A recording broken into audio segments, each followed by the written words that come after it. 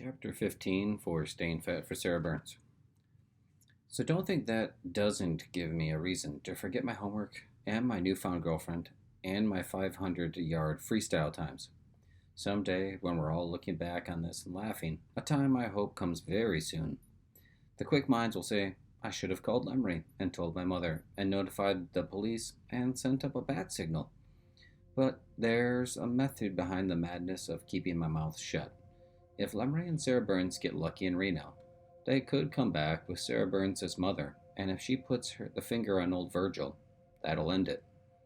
See, in court, as she has reminded me a number of times, Sarah Burns would be trying to recall an incident that happened when she was 3 years old, in the courtroom with her father, knowing if he got off, her life wouldn't be worth a plugged nickel. The defense attorney would ask scores of questions about other things that happened when she was 3, things she couldn't remember or would surely get mixed up about. Things her father could remember and wouldn't be a bit mixed up about.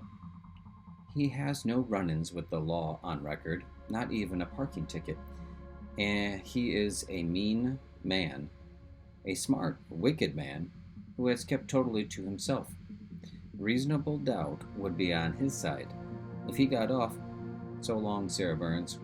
Only Sarah Burns' mom can set the record straight. So why should that stop me from telling about his threat to me? Because if it's brought out that I know her dad burned her, then he's got more reason to want to do me harm. Plus, Sarah Burns would never tolerate someone else being threatened by him. She'd do something stupid like go back home, or run away and be left with those horrible scars and no one who loved her. I might be missing something, but it doesn't seem so. What I intend to do, at least until the Maverick sisters are back from Reno, is lay the hell low and never be out alone.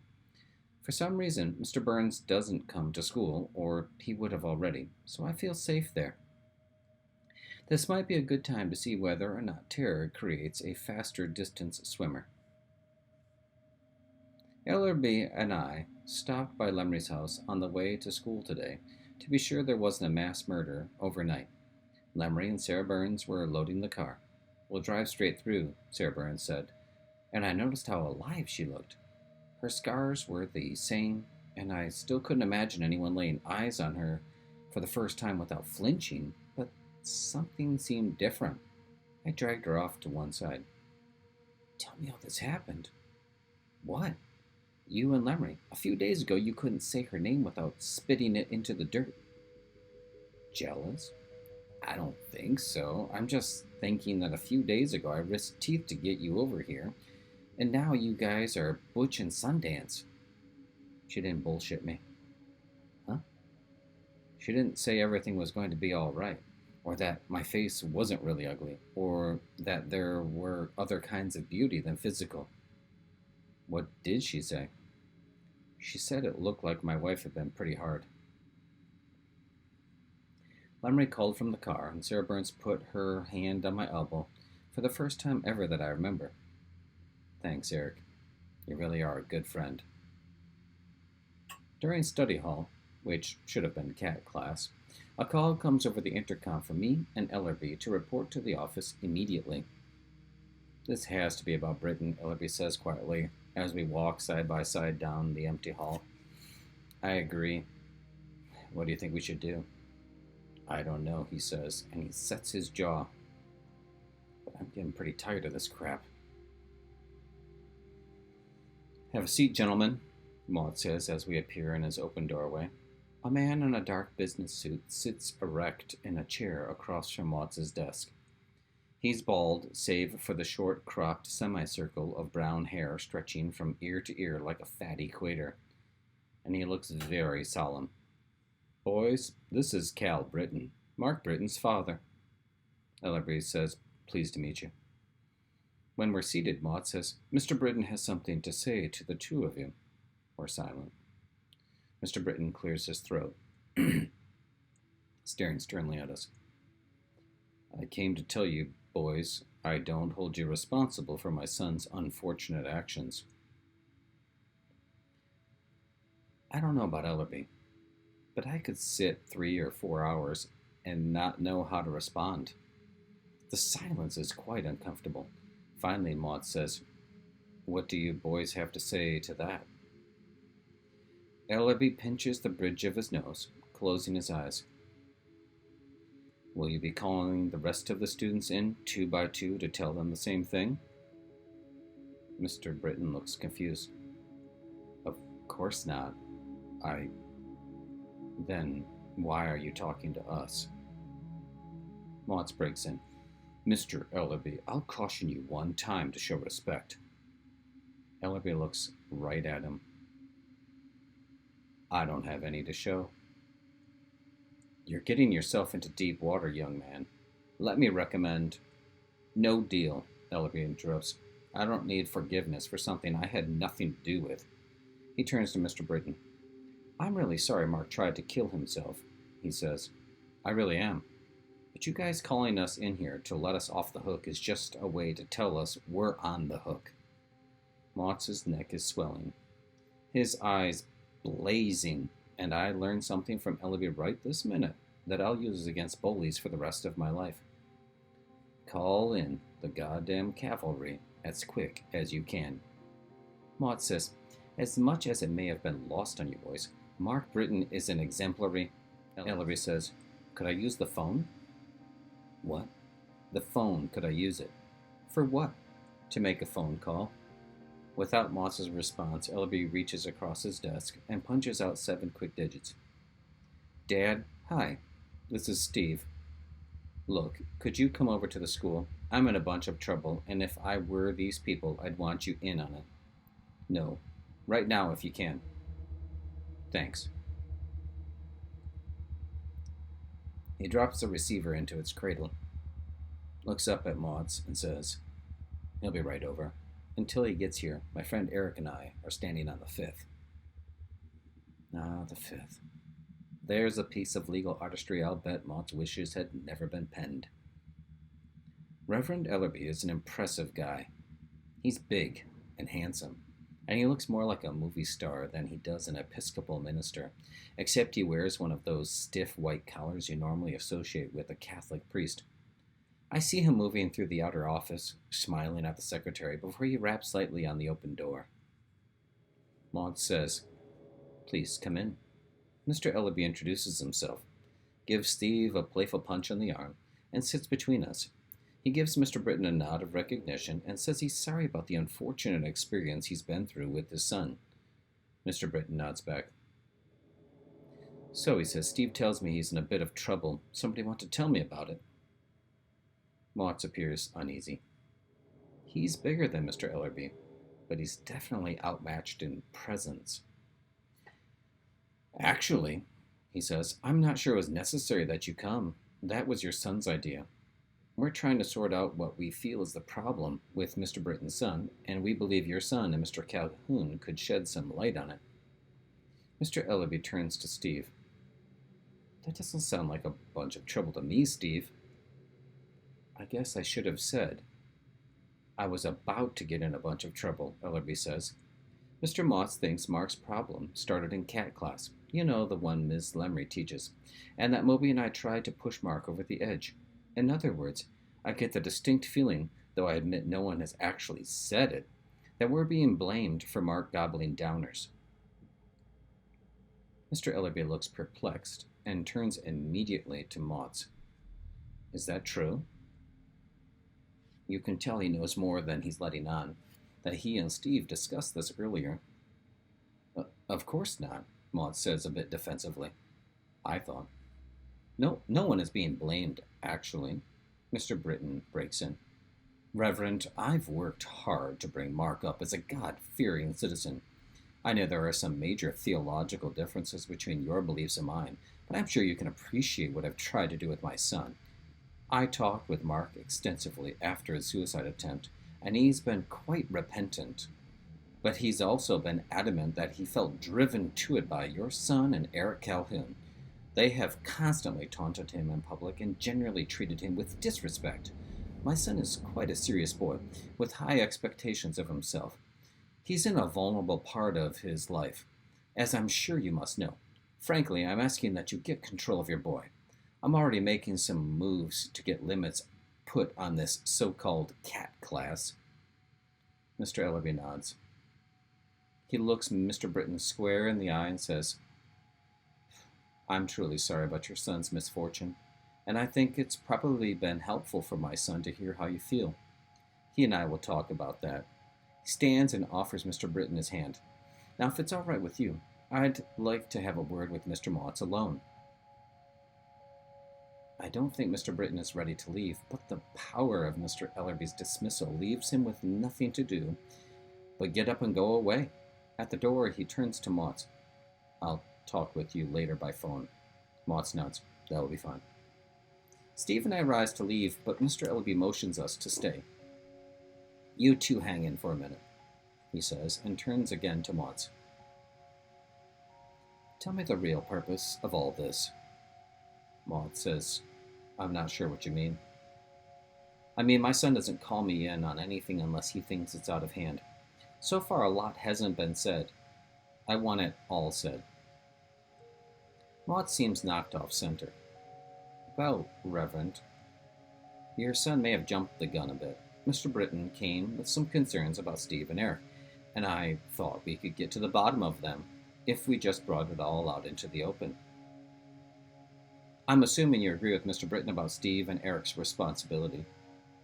Actually, to some degree I do. To what degree? To the degree that Mark Britton is trying to do some very difficult things, exemplary things, with his life. Christian things? Yes, Motts says. I'm sure you can appreciate that. At any rate, he is running into some very stiff resistance, even attempts at humiliation, from these boys. I believe the pressure on him was just too much. I'm sure you'll agree, suicide is very grave business. No pun intended, I'll bet, Mr. Ellerby says. He really said that. And you believe that Eric and Steve, combined with this contemporary American thought class, drove him over the edge? Motts nods. I'm sure there are other factors, but I do believe that is the major part. Other factors, Mr. Ellerby says quietly. Could some of those other factors include the kind of pressure this boy feels to perform? The kind of thinking that allows no mistakes? Pressure from home and church to never let his guard drop? He leans forward. Mr. Motts, do you know why our Constitution advocates a division between church and state? Motts is smart enough to wait. Because the two don't belong together. In my mind, Motts says, maybe they belong more together than we've allowed them to be in the past couple of decades. Mr. Ellerby shakes his head vigorously. In your mind, that's fine, but you work for a school district that I support financially, and you have a responsibility to the law. Sir, I'm a preacher, and I don't believe this church should get into the state's business. They have different functions. I have an educated guess about you and Mr. Britton getting your heads together to decide this suicide thing was the result of some kind of religious persecution. But we aren't talking about religion here, Mr. Motts. We're talking about rigid thinking. The kind of thinking that doesn't allow anyone else's ideas, and which also doesn't allow a person any room for error. What's wrong with Mark Britton is that he can't allow himself to make mistakes. That makes humiliation his worst and constant enemy. Somebody needs to back off that kid. Mr. Ellerby must have hit a soft spot because Motts comes out firing. With all due respect, he says through tightly constricted vocal cords, I don't think a man who advocates for women on the pulpit, or equal rights for homosexuals, or sexual information to children too young to handle it, should be in this office telling me what's best for one of my students. That's what I wanted to hear, Mr. Ellerby says, smiling. Now, for your own good, hear this. The one of your students I'm interested in is my son. I'm pretty sure after what he's heard today, he won't be bothering Mark Britton anymore. But you've crossed a line, my friend. And he points to Steve and me, in front of witnesses. I'm guessing this all came to a head today because Mr. Patterson is out of town. When Mr. Patterson is in town, we're going to have this conversation again. Until then, I'll be watching to see that neither my son nor his friend is harassed. With that, he stands. Steve and I get up with him, but Motts says, I need to see you about a different matter, Eric. Mr. Ellerby squeezes my shoulder, and he and Steve walk out together. Wow, there are some alright adults around. Unfortunately, the one I'm stuck in this office with isn't among them. I stand silently while Mox puts himself together. He's been wounded, and there's no sense in me collecting the fallout for Mr. Ellerby's direct hit. Mox straightens his desk, as if it needs it, then walks to the door of a small inner waiting room behind his desk. He opens it and says, "Mr. Burns, you can come in now." Shit. "Have a seat," Mox says, and Mr. Burns settles only a few feet from me. He glares. "Eric, Mr. Burns is here because his daughter has left home. He could have made a scene coming here to remove her, but he chose not to because he thinks you know where she is staying, and this could all take place more privately." I say, "I don't know where she's staying." Mr. Burns doesn't believe that's true. Now, what I'd like to do is streak out and grab Mr. Ellerby to come back and tell Mott's that not only is it unconstitutional to mix church and state, it's also unconstitutional to mix the devil and state. But I am frozen to my spot. I've said this before, not more than 1,000,000 times. Mr. Burns is a scary, scary man. "Well," I say, "it is true. I don't know where she is." "Young Calhoun," Mr. Burns says, his voice barely audible. "You've known my daughter since grade school. Been friends with her close to 6 years. Except for that Thornton kid, you're the only friend she's ever had. Now, I don't know what keeps you around, ugly as she is. But I do know she was talking to you in the hospital when she wasn't talking to anybody else. It doesn't follow that you don't know where she is, so I'd appreciate it if you cut the nonsense and get on with it. She's confused, and I want to help her. It isn't easy going through life looking the way she does." He turns to Mott's. "I would think, you being the man in charge, that you could help me out." "I have to agree with Mr. Burns on this one, Eric," Mott says. "It really doesn't make sense that you don't know where Sarah is." Surprise of surprises. Mott agrees with the adult. "Well, then, it doesn't make any sense," I say, but I don't. It occurs to me that Lemery hasn't even told any teachers Sarah Burns is at her place. If she had, Mott would know it. "Mr. Calhoun," Mott says evenly, "how is it that you've been at the center of all the trouble around here in the past few weeks? I have a man here worried about his daughter, a handicapped daughter at that. You know where she is. Are you ever going to grow up and take responsibility for yourself, or are you going to spend the rest of your life at the center of everybody's trouble?" Something about watching Mott's in the face of Mr. Ellerby's barrage, along with my sheer terror of Mr. Burns, lets me take him on. I raise my palms. "Okay," I say, "you got me. I know where she's staying." "And where is it?" Motts asks. "I'm not telling you, Mr. Motts. This man has threatened me to my face, and over the telephone. You don't have any idea what he's capable of doing. But I do, and he knows I do." I turn to face Mr. Burns. "I do, Mr. Burns, and if something happens to me, everyone will know. I don't know how you fooled Mr. Motts, but I'll bet it wasn't hard. I'm not fooled, though, and what you do better do is leave me alone and leave Sarah Burns alone and hope we keep our mouths shut. She's not coming back to your place. Ever." Mr. Burns barely has a reaction. But I feel an actual physical blast of cold from his stare, and I know instantly I've made a big mistake. Mr. Burns is not a man to threaten, but I'm in so far.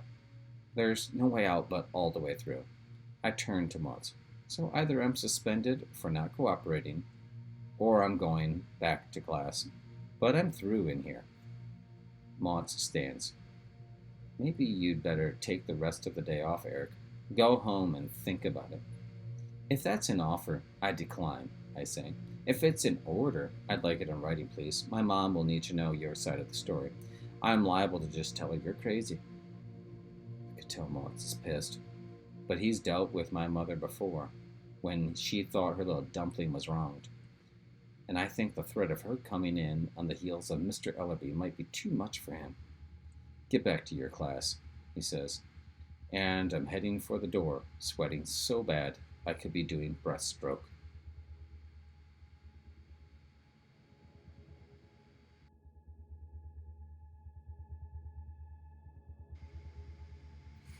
Chapter 15, Analysis for Staying Fat for Sarah Burns.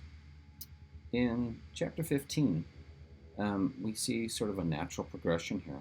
We thought that what was going on was getting more contentious, uh, more I don't know, crazy, I guess is the best word, and it seems to get even crazier. We have an interesting situation. Sarah Burns is off with Ms. Lemry to go to Reno to try to find her mother. She hasn't seen her mother in, I think, 14 years, right? So this is a kind of a crazy thing to hope to achieve, but they have no options, and so they're going to go for it.